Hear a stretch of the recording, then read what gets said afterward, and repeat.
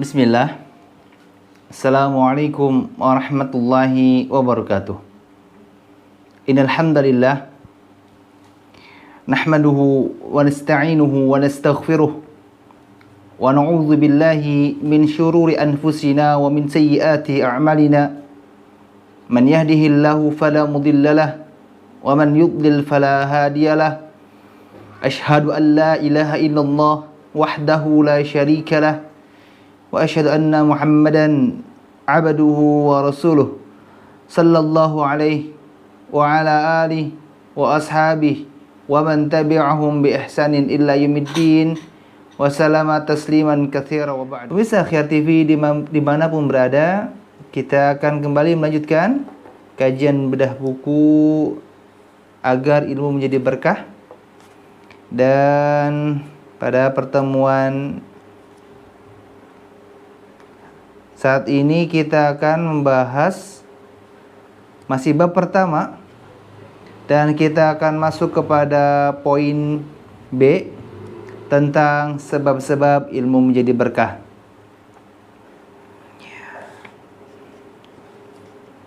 Maka di antara penjelasannya bahwa tidak sedikit manusia, termasuk kita di dalamnya, yang menuntut ilmu yang sifatnya rutin ataupun sewaktu-waktu, tetapi ilmu yang dipelajari tidak membuat pribadi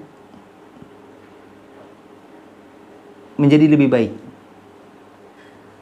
tidak membantu diri kita yang sudah terbiasa melakukan sesuatu yang tidak baik bisa berubah menjadi diri yang melakukan sesuatu yang baik. Setidaknya ada perubahan dalam hidup. Itu yang diharapkan. Tetapi ternyata ilmu yang dipelajari tidak merubah pribadi yang semula tidak baik menjadi baik. Yang ada justru sebaliknya. Diri kita yang semula tidak baik menjadi semakin tidak baik. Maka hal tersebut mungkin disebabkan ilmu yang dimilikinya tidak berkah. Ilmu-ilmu yang sudah dipelajarinya tidak bermanfaat. Maka situasi seperti ini harus segera kita cari solusinya. Setelah kita tahu penyebabnya, kita harus cari solusinya, agar kita perlahan bisa menjadi manusia yang beruntung, disebabkan ilmu-ilmu yang telah kita pelajari. Maka di antara sebab-sebab ilmu menjadi berkah adalah teruslah berjuang untuk mendapatkan ilmu. Di bagian pertama ini, di poin B, di antara sebab-sebab ilmu menjadi berkah adalah terus berjuang untuk mendapatkan ilmu. Terus mengeluarkan kemampuan kita, upaya kita untuk mendapatkan ilmu. Imam Abu Hanifah rahimahullah berkata,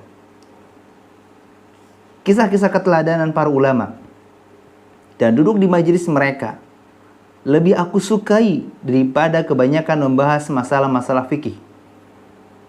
Karena kisah-kisah tersebut berisi adab dan tingkah laku mereka untuk diteladani, untuk diikuti. Penjelasan beliau bisa dilihat dalam kitab Jami'u Bayanil Ilmi wa Fadlihi, jilid 1 halaman 509. Seperti itulah para ulama menerangkan bahwa terkadang membaca kisah-kisah para nabi, orang-orang salih, dan para ulama, orang-orang yang Allah karuniakan ilmu, lebih disukai daripada mempelajari teori.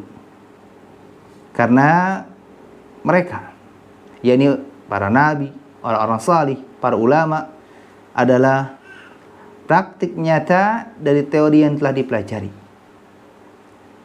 Sehingga ketika kita merasa malas, tidak semangat atau futur dalam beribadah kepada Allah Azza wa Jalla, maka salah satu cara agar semangat kita kembali muncul adalah dengan melihat dan membaca kembali kisah-kisah mereka rahimahumullah.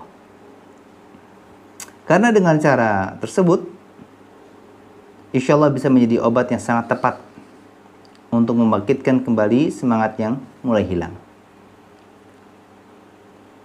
Mengawali bagian pertama ini, kita diberikan suatu referensi bahwa ketika kita membutuhkan motivasi, ketika kita membutuhkan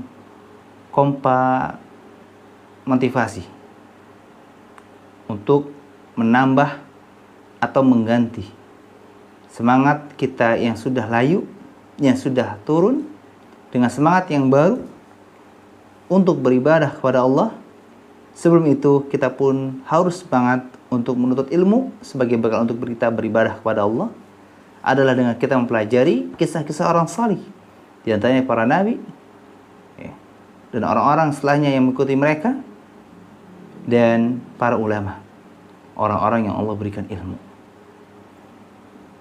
Sebagaimana Allah Azza wa Jalla berfirman, laqad kana fi qasasihim ibratun li ulil albab ma kana hadithan yuftara walakin tasdiqal ladzi baina yadayhi wa tafsila likulli syai'in wa hudan wa rahmatan liqaumin yu'minun. Kata Allah, sungguh pada kisah-kisah mereka terdapat pengajaran atau mungkin pembelajaran bagi orang-orang yang memiliki akal. Al-Quran itu bukanlah cerita yang dibuat-buat, tetapi membenarkan kitab-kitab yang sebelumnya, menjelaskan segala sesuatu dan sebagai petunjuk serta rahmat bagi orang-orang yang beriman. Quran Surah Yusuf ayat 111. Dikuatkan kembali oleh ayat Allah Azza wa Jalla bahwa pada kisah-kisah orang-orang salih memiliki suatu mutiara yang kita bisa dapatkan dan sangat berharga untuk kehidupan kita. Maka sebetulnya kebiasaan kita saat ini yang sering disibukkan dengan kisah-kisah selebritis yang kehidupannya sekitar dunia, dengan perhiasannya, harta, kedudukan, justru membuat kita semakin jauh dari Allah Azza wa Jalla. Tapi ketika kita menyibukkan diri kita dengan kisah-kisah orang salih yang kesibukan mereka sekitar akhirat, keimanan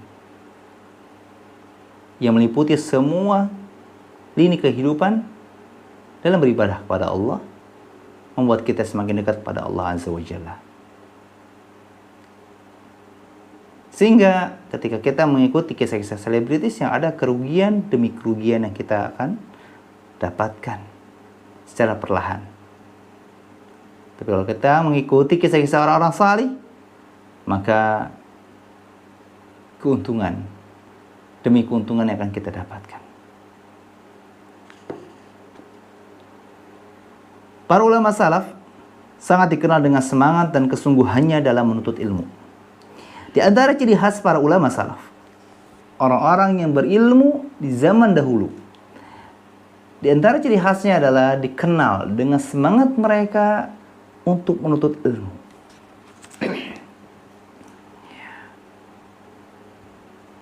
Kalau zaman ini, zaman kita saat ini, ciri khasnya apa?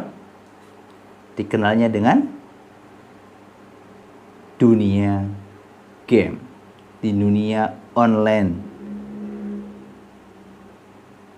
Semua manusia saat ini sebagian besar disibukkan dengan gadget, dengan berbagai macam aktivitasnya.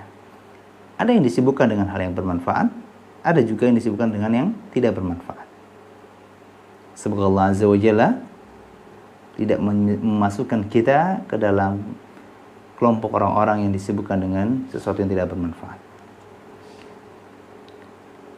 Kita kembali pada pembahasan bahwa para ulama salaf dikenal sebagai orang-orang yang semangat dalam menuntut ilmu. Bahkan hanya untuk mendapatkan satu hadis, mereka rela dan siap menempuh perjalanan yang sangat lama dan jauh. Apa alasannya? Karena mereka tahu, mereka sadar tentang hakikat ilmu itu didatangi, bukan mendatangi. Ketika seseorang memuliakan ilmu, maka dia akan dimuliakan oleh ilmu. Maka sosok orang yang berilmu ketika dimuliakan oleh orang-orang di sekitarnya, bukan karena dia ingin dimuliakan. Ketika orang yang berilmu dipuji oleh orang-orang di sekitarnya, bukan karena dia yang ingin dipuji, tapi ilmu lah yang membuat mereka mau memuji, mau memuliakan. Sebagaimana Imam Malik rahimahullah berkata, al-ilmu yu'ta wa la ya'ti. Ilmu itu didatangi, bukan mendatangi. Sebagaimana kisah yang cukup terkenal dari Imam Malik rahimahullah, di antara sebab beliau menyatakan pernyataan tersebut adalah Imam Ibnu Manzur rahimahullah menceritakan, Khalifah Harun ar-Rasyid mengutus seorang kepada Imam Malik bin An-Nas agar beliau berkenan datang ke istana, sehingga kedua anaknya yaitu Amin dan Ma'mun bisa belajar agama langsung kepada Imam Malik rahimahullah. Imam Malik menolak permintaan khalifah, menolak dan tidak mau datang ke istana untuk mengajarkan anaknya. Lalu Imam Malik berkata, ilmu agama itu didatangi, bukan mendatangi. Untuk kedua kalinya, Khalifah Harun ar-Rasyid mengutus kembali utusannya yang membawa pesan sang khalifah dan berkata, aku kirimkan kedua anakku agar bisa belajar agama bersama murid-muridmu. Maka Imam Malik menjawab kembali, silahkan, dengan syarat pertama, keduanya tidak boleh melangkahi pundak agar bisa duduk di depan, dan keduanya duduk di mana saja ketika ada tempat yang longgar pada saat majelis ilmu berlangsung atau pada saat pengajian sedang berlangsung. Maka akhirnya kedua putra khalifah tersebut, Amin dan Ma'mun, hadir dengan memenuhi persyaratan yang ditetapkan oleh Imam Malik untuk menuntut ilmu bersamanya. Penjelasan ini bisa dalam kitab Mukhtasar Tarikh Dimashqi halaman 3769. Coba bayangkan, di zaman salaf, di zaman dulu, pada saat Allah masih menjaga kemuliaan agama Islam, belum banyak fitnah tersebar, belum banyak orang-orang yang menghinakan ilmu. Mereka semua berusaha memuliakan ilmu, baik dari lini para pengajarnya ataupun orang-orang yang diajarnya. Dulu orang ketika ingin belajar agama, bukan dia yang mendatangkan guru, tapi dia yang mendatangi guru. Apa penyebabnya? Apakah karena sosok guru ini spesial, memiliki karomah, mulia? Tidak. Tapi yang mulia adalah sesuatu yang dimilikinya, yaitu ilmu. Kalau saja dia tidak memiliki ilmu, maka orang-orang tidak akan mendatanginya.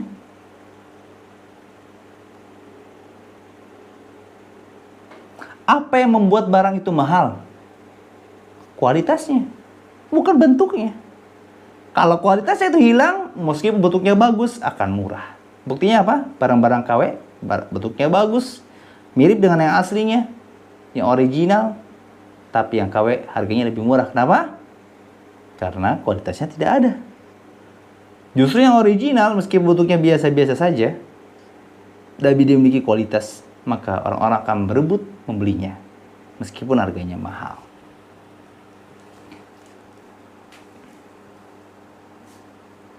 Imam Malik diminta oleh khalifah, orang yang berkuasa di masanya. Sangat, ya, kalau kita mungkin seperti Pak Presiden, untuk datang ke istananya Bukan untuk ngobrol, tapi untuk mengajar agama anak-anaknya, membina ilmu agama anak-anaknya. Kayak kalau kita itu ngedatangin guru ngaji gitu kan. Tapi Imam Malik tidak mau. Bukan karena tidak ada bayaran. Bukan karena tidak ada jamuan. Atau bukan karena tidak dijemput. Tapi beliau menyadari bahwa ilmu itu mulia. Sangat hina kalau justru ilmu yang mendatangi orang yang mau belajar. Sekarang logisnya begini. Kalau kita ingin bertemu dengan, jangan presiden deh, kita mau bertemu dengan Pak Camat. Kira-kira kalau kita minta Pak Camat ke sini ya ke rumah, sedangkan kita kedudukannya hanya rakyat biasa, kira-kira apakah pantas kita bicara dan meminta kepada Pak Camat untuk datang ke rumah kita? Padahal kita yang ada butuh dengan beliau, kita yang ada perlu dengan beliau. Saya yakin tidak akan pantas. Kita yang masih sehat akalnya akan merasa berat untuk mengucapkan Pak Camat yang datang ke sini ya. Justru kita yang datang kepadanya, karena kita yang butuh kepadanya. Logisnya sesuatu pihak yang membutuhkan itu mendatangi yang dibutuhkan. Bukan sebaliknya, bukan yang dibutuhkan datang kepada yang membutuhkan. Ketika kita belajar ilmu, kita lah yang butuh ilmu. Sehingga kita yang mendatangi ilmu. Bukan sebaliknya. Bukan ilmu yang datangi kita. Inilah yang dipelajari dari kisahnya Imam Malik rahimahullah.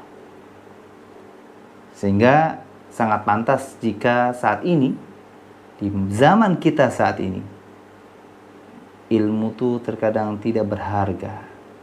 Dipandang sebelah mata.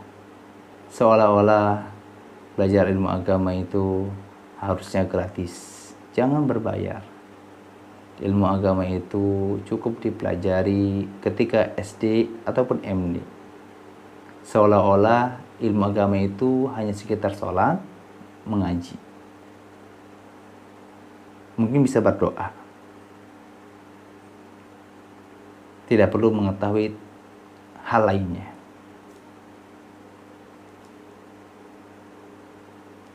Nasallallahu taufiq wa sadad. Jadi, jika kita ingin ilmu yang dipelajari menjadi berkah dan bermanfaat, maka datangilah majelis ilmu. Datangilah tempat ilmu. Maka datangilah orang yang memiliki ilmu. Jangan hanya sekedar duduk manis di depan TV, HP, ataupun media lainnya. Itu pun jika kita ingin ilmu ini pelajari menjadi berkah. Kalau ilmu kita tidak mau berkah, ya silakan manfaatkan TV, HP, dan media semisalnya untuk menyimak ilmu tanpa harus mendatangi majelis ilmu. Catatan, maksudnya di sini adalah ketika memang suasananya tidak ada yang membahayakan. Seperti sekarang, qadarullah wa syafa'al, di masa pandemi dan pemerintah memberlakukan PPKM, maka ini di luar pembahasan ini. Maka tidak masalah. Bahkan kata Fadilatul Syekh Ibrahim Ar-Ruhaili, beliau menyatakan bahwa menuntut ilmu di media sosial pada masa-masa seperti ini, maka insya Allah akan tetap ada keutamaannya seperti kita duduk di majelis ilmu. Kenapa kita tidak datang ke majelis ilmu? Karena ada mafsadat yang besar yang kita khawatirkan.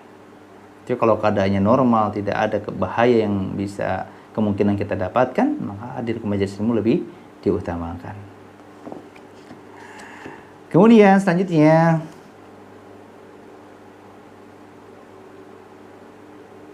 seorang tabi'in, Sa'id bin Al-Musayyab rahimahullah berkata, sesungguhnya aku berjalan berhari-hari dan bermalam-malam hanya untuk mencari satu hadis. Penjelasan beliau bisa dalam kitab Jami Bayanil Ilmi wal Fadlihi, jadi 1 halaman 395. Masya Allah la quwwata illa billah ya. Sa'id bin Musayyab berjalan berhari-hari, bermalam-malam hanya untuk mencari satu hadis. Ibnu Manda rahimahullah berkata, Saya mengelilingi timur dan barat untuk menuntut ilmu sebanyak 2 kali. Pernyataan beliau bisa dilihat dalam kitab Syiar A'lamin Nubala jilid 12 halaman 503. Sejauh mana touring yang biasa kita lakukan? Seberapa sering San Mori yang sering kita lakukan? Seberapa jauh safar kita? Sudahkah mengelilingi timur dan barat sebanyak 2 kali? Apakah hanya tur Eropa yang kita lakukan? Itu pun bukan untuk menuntut ilmu, tapi untuk rekreasi, tamasya, dan semisalnya. Atau hanya untuk kebutuhan bisnis? Apakah bisnis lebih menguntungkan dari menuntut ilmu, sehingga kita lebih rela mengeluarkan budget, bekal yang sangat besar untuk perjalanan yang sangat jauh hanya untuk dunia dibandingkan untuk bekal akhirat, yaitu ilmu. Di sini turnya bukan antar provinsi, tapi sudah antar timur dan barat. Dan itu 2 kali. Dan bukan untuk kebutuhan bisnis, bukan untuk kebutuhan pribadi ataupun keluarga, tapi untuk kebutuhan menuntut ilmu. Sudah sejauh mana jarak yang kita tempuh untuk menuntut ilmu? Ibnu Jauzi rahimahullah berkata, Imam Ahmad bin Hanbal keliling dunia 2 kali hingga dia bisa mengumpulkan musnad atau bisa menulis kitab Al-Musnad. Pernyataan beliau bisa dilihat dalam kitab Saidul Khatir halaman 246. Ini lebih dahsyat lagi. Keliling dunia. Dan untuk mengumpulkan hadis. Sehingga terbitlah kitab Al-Musnad karya Imam Ahmad bin Hanbal rahimahullah. Lagi-lagi perjuangan yang sangat besar hanya untuk sebuah ilmu, bukan untuk sebuah kesenangan, bukan hanya untuk sebuah kebahagiaan pribadi, keluarga, bukan hanya untuk kebanggaan. Maka lihatlah perjuangan para ulama salaf dalam menuntut ilmu. Mereka terus merasa lapar dan haus dengan ilmu. Tidak ada kata kenyang, tidak ada kata lelah, dan tidak ada kata malas bagi mereka dalam mencari ilmu. Itu semua terjadi karena mereka merasa butuh terhadap ilmu. Yang namanya butuh, harus mau mengejar, mencari untuk mendapatkan sesuatu yang dibutuhkan. Itu teori sederhananya. Mereka tidak pernah merasa cukup dan puas dengan hanya mendengar hadis atau ilmu dari temannya, meskipun itu berasal dari gurunya. Ketika mendengar satu hadis atau ilmu, mereka ingin segera mendatangi sumbernya dan mendengar langsung dari lisan gurunya. Saya mau tanya, air mineral yang kita beli di galon dibandingkan dengan air dari gunung langsung, lebih segar mana? Tentu jawabannya kita sama, yaitu lebih segar air yang langsung dari pegunungan. Ilmu akan lebih terpercaya, lebih segar kita dengar, lebih nikmat untuk kita amalkan, dan lebih berkesan ketika kita dapatkan langsung dari lisan guru kita, orang yang mengajarkan ilmu kepada kita, orang yang memiliki ilmu, dibandingkan ilmu yang kita dengar dari orang lain, apalagi belum bisa dipastikan keilmiahannya, keamahan ilmunya. Dan pada saat ini kita bisa merasakan buah manis dari perjuangan para ulama, orang-orang salih dalam menuntut ilmu, yang berasal dari keberkahan ilmunya, disebabkan perjuangan yang sangat besar untuk mendapatkannya. Perjuangan berat dan besar yang mereka kerahkan dalam menuntut ilmu menghantarkan mereka mendapatkan ilmu yang berkah dan bermanfaat. Sebuah teladan yang sangat patut untuk kita jadikan motivasi dan untuk kita ikuti. Maka teorinya sederhana, semakin besar tenaga yang kita kerahkan untuk menggali sebuah tanah atau sumur agar menjadi dalam dengan tujuannya untuk bisa semakin banyak air yang dapat disimpan untuk dimanfaatkan. Sebaliknya, semakin rendah tempat galian tanah tersebut, maka akan semakin sedikit juga isi air yang kita bisa tampung. Semakin jauh jarak yang kita tampung, maka akan semakin besar nilai kemuliaan sesuatu yang kita akan raih. Apa yang membuat orang-orang di Cirebon atau di sekitarnya, atau orang-orang yang berada di Pulau Sumatera, Jawa Barat, Jawa Tengah, ataupun Jawa Timur, Sulawesi, Kalimantan, untuk datang ke Malioboro atau ke Yogyakarta? Karena mereka ingin melihat sesuatu yang indah bagi mereka, yang mungkin mereka dengar dari orang-orang di sekitarnya. Masya Allah, di Jogja bagus, indah, apalagi kalau malam ramai. Hanya untuk melihat sesuatu yang indah di Jogja, yaitu Malioboro, mungkin di antara destinasi wisata yang cukup banyak dirindukan oleh penduduk Indonesia, bahkan luar Indonesia. Hanya untuk melihat keindahan malam hari di Malioboro, mereka rela untuk menempuh perjalanan yang sangat jauh, yang bekalnya nggak cukup hitungan ratusan ribu. Mereka harus menyiapkan bekal hitungan 1 juta, 2 juta, dan seterusnya. Dari Cirebon ke Jogja, bolak-balik saja, kami terkadang untuk satu orang membutuhkan bekal sekitar 4 juta sampai 5 juta. Untuk naik kereta, mobil, dan transportasi umum lainnya.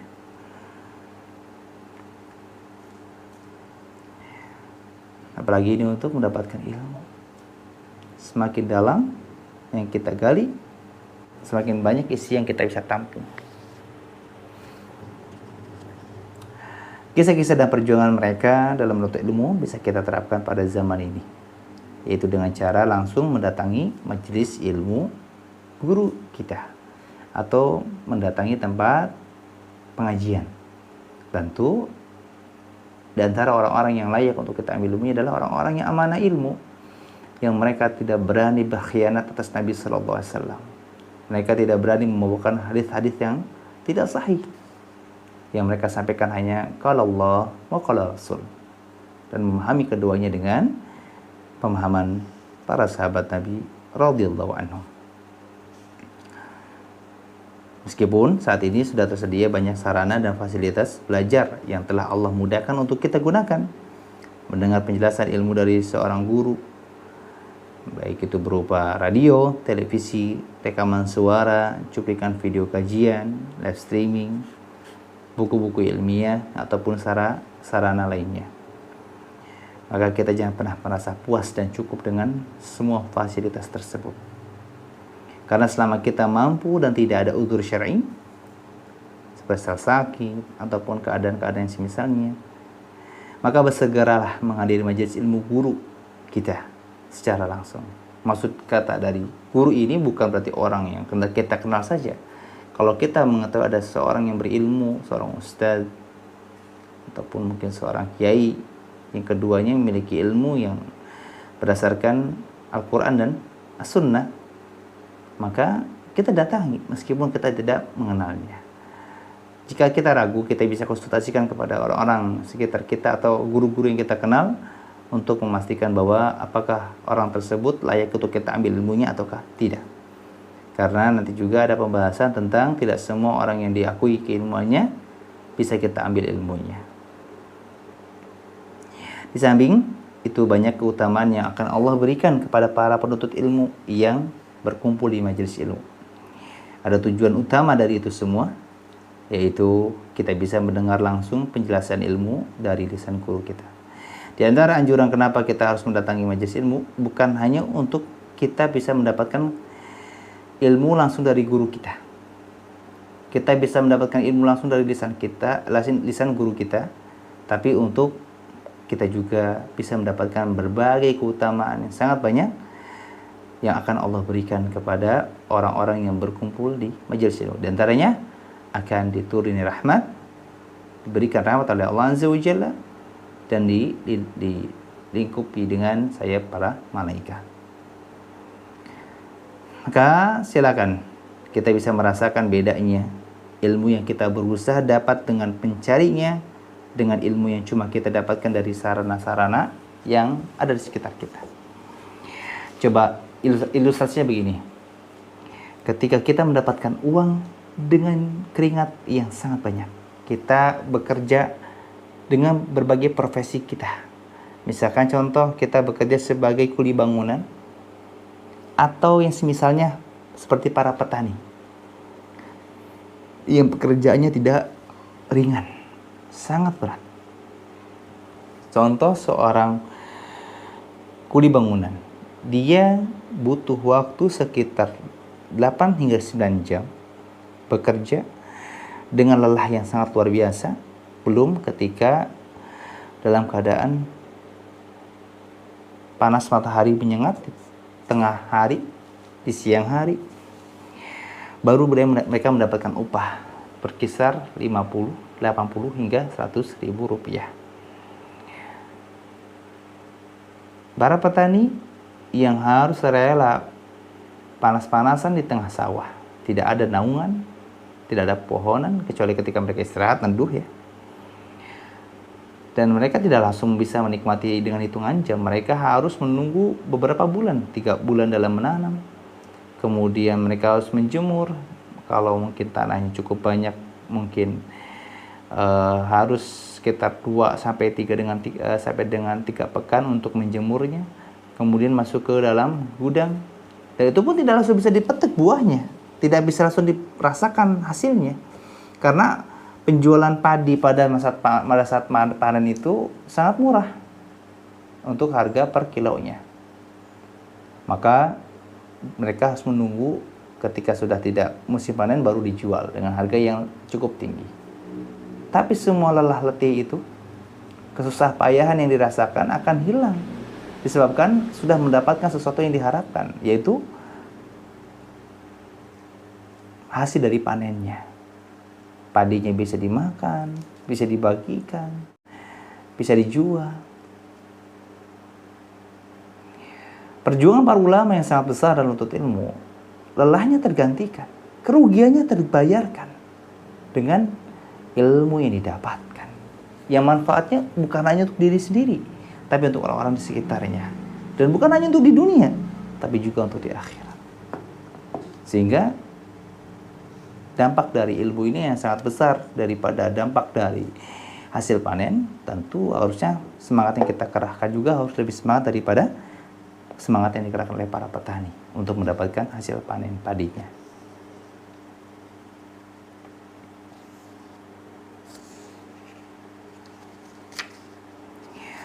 Kita cukupkan pertemuan pada hari ini. Insya Allah kita akan lanjutkan di pertemuan selanjutnya, masih di bab pertama, di poin pertama, di poin B dan di bagian pertama tentang sebab-sebab ilmu menjadi berkah.